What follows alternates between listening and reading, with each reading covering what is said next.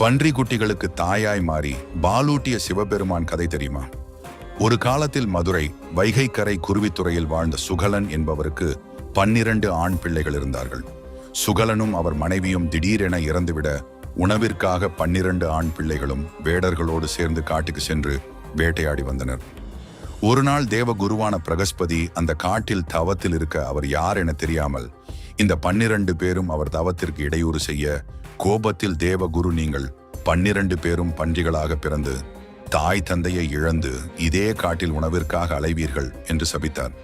பிறகு மன்னிப்பு வேண்டிய பிள்ளைகளை பார்த்து, மதுரையின் இறைவனான சொக்கநாத பெருமான் உங்களுக்கு தாயாய் வந்து பாலூட்டி பசி போக்கி பாண்டியனுக்கு உங்களை மந்திரிகளாக்கி முடிவில் முக்தியும் கொடுப்பார் என்றார். சாபத்தின்படி அதே காட்டில் ஒரு பெண் பன்றிக்கு இந்த 12 பேரும் குட்டிகளாக பிறந்தனர். ஒரு நாள் அந்த பன்றி குட்டிகளின் தாய் பன்றி வேடன் ஒருவனால் கொல்லப்பட்டது. தாய் இல்லாமல் பன்றி குட்டிகள் பசியால் துடித்தது.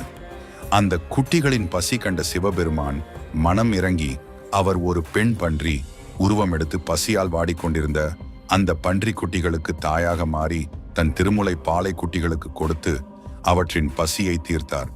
இறைவனின் திருப்பாலை பருகிய அந்த பன்றி குட்டிகள் சிவபெருமானின் அருளால் பன்றி முகமும் மனித உடலும் கொண்ட உருவத்தை பெற்றார்கள். பன்றிக்கு பால் கொடுத்த இந்த சம்பவம் மதுரை மீனாட்சி அம்மன் கோயிலில் எந்த மாத திருவிழாவாக கொண்டாடப்படுகிறது? பதில் தெரிந்தால் கமெண்ட் பண்ணுங்க.